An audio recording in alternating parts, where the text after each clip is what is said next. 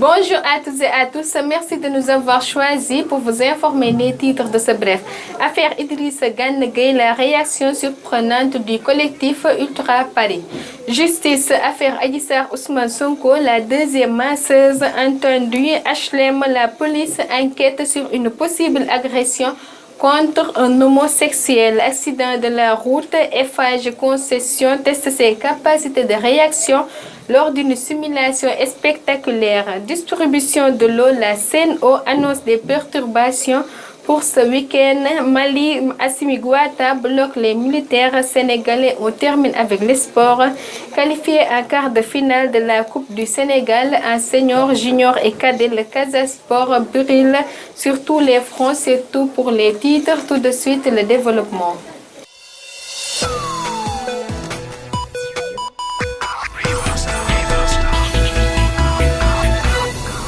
Bienvenue, nous démarrons cette édition brève avec l'actualité politique. Dans un communiqué publié ce jeudi, le collectif Ultra Paris a ouvertement soutenu Idrissa Gana Gueye. Le CUP dénonce des accusations médiatiques démesurées à l'endroit du milieu sénégalais qui aurait refusé de jouer avec le maillot floqué en arc-en-ciel samedi dernier contre Montpellier.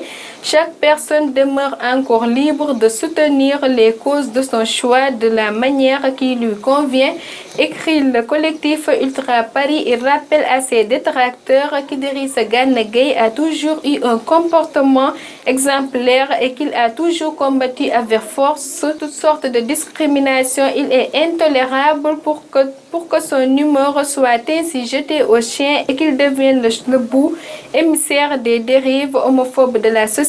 Avant lui, d'autres joueurs professionnels pour des faits similaires n'avaient pas subi le même traitement médiatique et politique.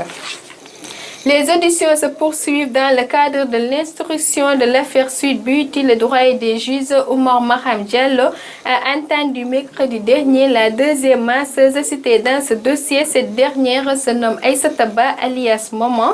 En effet, informe le journal du groupe Futur Média, Maman a déclaré avoir passé juste une semaine à Sweet Beauty et n'avoir effectué que 3 massages. Cependant, elle a affirmé ne pas avoir pratiqué de massage sexuel durant ce laps de temps.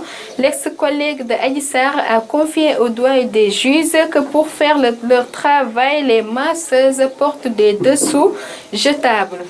La police sénégalaise enquête sur une vidéo circulant depuis mardi sur les réseaux sociaux et montrant un homme malmené par une foule qui lui lance des insultes homophobes, a indiqué mercredi un responsable policier. Sur les vidéos diffusées sur YouTube et TikTok, une foule en colère de plusieurs dizaines d'hommes encerclent dans une rue en plein jour un jeune homme pieds nus et vêtu simplement d'un caleçon. La foule hurle: l'homosexualité ne sera pas acceptée au Sénégal. Il est tenu fermement au poignet, un filet de sang sur ses épaules et des claques lui sont assénées sur le dos et la tête. Dans le but d'évaluer sa cellule de crise, la société Eiffage de la concession de l'autoroute de l'avenir a mis en place ce jeudi 19 mai dans la matinée une simulation d'accident de camion-citerne. L'exercice, qui a duré 3 heures, a vu la participation de tous les partenaires de la société, allant de la gendarmerie aux sapeurs-pompiers en passant par la sous-préfecture, Total Énergie et Transport Gazal.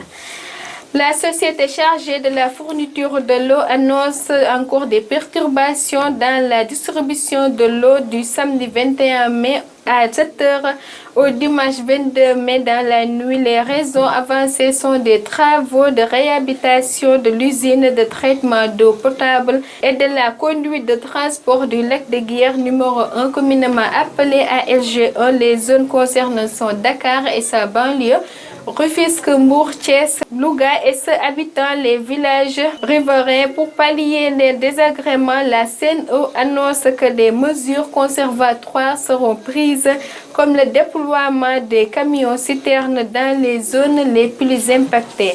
Parlons autre chose, un coup dur pour les casques bleus sénégalais sous mandat de la mission multidimensionnelle intégrée dans les Nations Unies pour la stabilisation au Mali MINUSMA.